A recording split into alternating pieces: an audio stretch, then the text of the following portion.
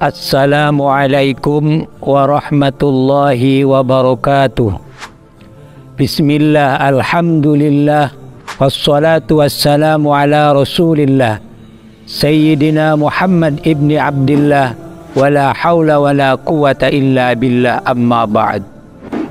Qala Allah ta'ala fi kitabihil karim, a'udhu billahi minasy syaithanir rajim. وَلِيَعْلَمَ الَّذِينَ أُوتُوا الْعِلْمَ أَنَّهُ الْحَقُّ مِنْ رَبِّكَ فَيُؤْمِنُوا بِهِ فَتُخْبِتُ لَهُ قُلُوبُهُمْ وَإِنَّ اللَّهَ لَهَادِ الَّذِينَ آمَنُوا إِلَى صِرَاطٍ مُسْتَقِيمٍ. Pemirsa yang dirahmati oleh Allah Subhanahu wa Ta'ala, Islam pada saat diturunkan oleh Allah Subhanahu wa Ta'ala, pada saat itu dihadapkan oleh dua peradaban yang sangat besar. Dua peradaban ini silih berganti, saling mendominasi. Peradaban yang pertama yaitu peradaban imperialisme. Dalam hal ini diwakili oleh kerajaan Romawi. Dan peradaban yang kedua yaitu peradaban materialisme. Dalam hal ini diwakili oleh kerajaan Persia. Dua peradaban ini, dua kerajaan ini saling berebut untuk saling mendominasi. Di tengah dua peradaban inilah kemudian Allah Subhanahu wa Ta'ala mengutus Nabi kita Muhammad sallallahu alaihi wasallam dengan membawa peradaban baru, yaitu peradaban ilmu pengetahuan dan juga moralitas.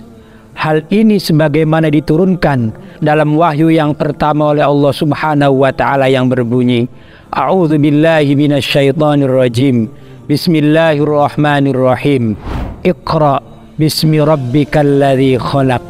Khalaqal insana min 'alaq. Iqra wa rabbukal akram. Alladzi 'allama bil qalam.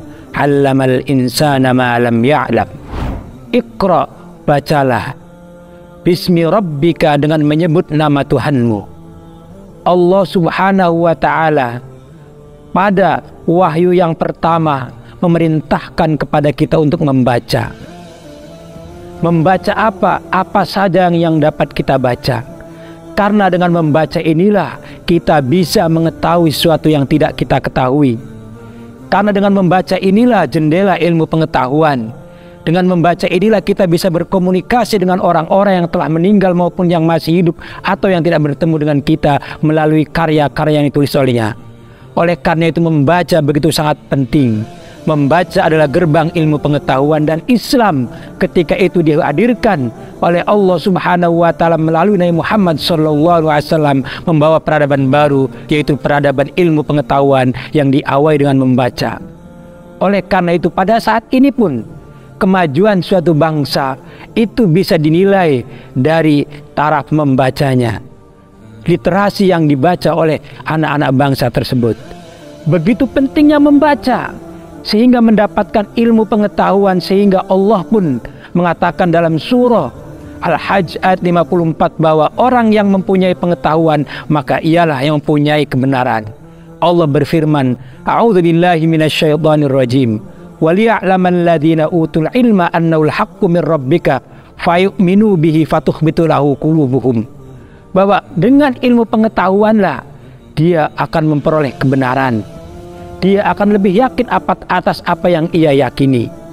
Dan dengan ilmu pengetahuan inilah Allah juga berfirman dalam surah Al-Mujadilah ayat 11, A'udzu billahi minasyaitonir rajim. Yarfa'illahu alladhina amanu minkum walladzina utul ilma darajat. Allah akan mengangkat orang-orang yang berilmu pengetahuan dan juga beriman kepadanya. Oleh karena itu para pemirsa yang dirahmati oleh Allah, Islam membawa kepada kita untuk berilmu pengetahuan, untuk berpendidikan. Setelah kita memperoleh ilmu pengetahuan, setelah kita memperoleh pendidikan yang layak dan cukup, jangan lupa yang kedua, Bismi rabbikal ladzi khalaq, yaitu kita ingat kepada Tuhan yang telah menciptakan kita. Kita ingat kepada Allah Subhanahu wa Ta'ala yang memberikan kita semua yang tidak pernah ada, yang sebelumnya belum ada, diberikan oleh Allah Subhanahu wa Ta'ala. Ilmu tanpa moralitas itu akan menimbulkan, akan menciptakan orang-orang yang sombong, orang-orang yang takabur. Tapi ilmu apabila dibarengi dengan moralitas, maka ia akan menjadi orang-orang yang sederhana, orang-orang yang tawadhu, orang-orang yang bersahaja. Tapi dengan ilmu yang ia miliki, maka orang tersebut bisa diangkat derajatnya oleh Allah Subhanahu wa Ta'ala. Para pemirsa yang dirahmati oleh Allah Subhanahu wa Ta'ala, kalau ketika Islam diturunkan di muka bumi menghadapi dua peradaban yang sangat besar, begitu juga Indonesia ketika hendak merdeka. Pada saat itu juga dihadapkan oleh dua kekuatan yang sangat besar, kekuatan blok barat dan kekuatan blok timur, dengan ideologinya masing-masing, ideologi komunis dan sosialisnya serta ideologi kapitalisnya. Disinilah kemudian para founding father Indonesia ini, para tokoh-tokoh bangsa pada saat itu yang dimotori oleh Bung Karno, beliau bagaimana berpikir agar tidak terjebak dalam dua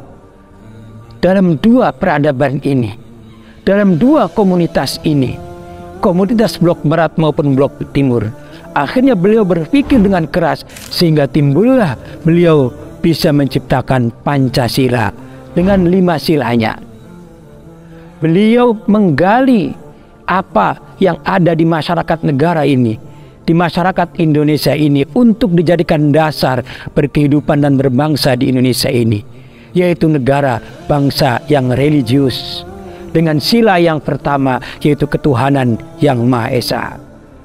Ini merupakan dasar-dasar kita hidup untuk saat ini, bahwa hidup di Indonesia sesekuler apapun tetap dibatasi oleh ajaran-ajaran agama, baik yang Islam dengan keislamannya, yang Kristen dengan kekristenannya, yang Buddha dengan Budanya, dan Konghucu dengan Konghucunya, Hindu dengan Hindunya, dan Katolik dengan Katoliknya.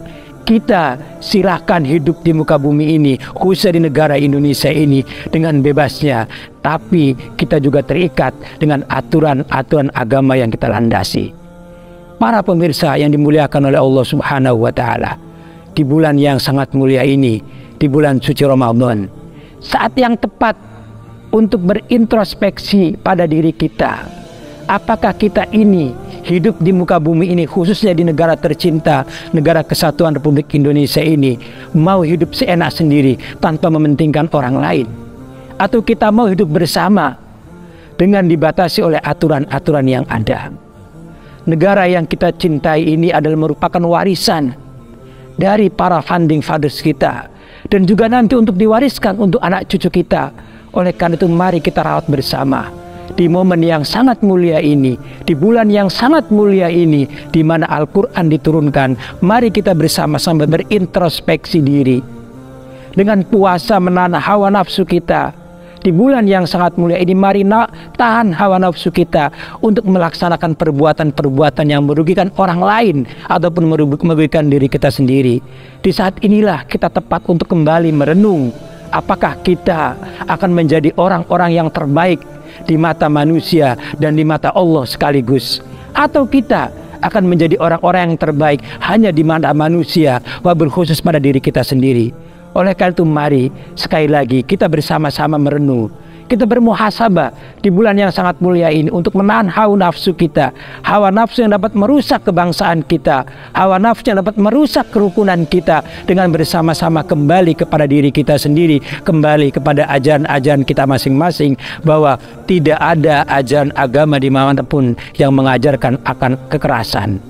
Kita hidup bersama, saling asah, saling asuh, dan saling asih demi untuk keberlanjutan negara kesatuan Republik Indonesia ini. Terima kasih kepada para hadirin sekalian. Mudah-mudahan Allah Tuhan Yang Maha Esa merahmati kita semua. Selamat menunaikan ibadah puasa. Wallahul muwaffiq ila aqwamit thoriq. Wassalamualaikum warahmatullahi wabarakatuh.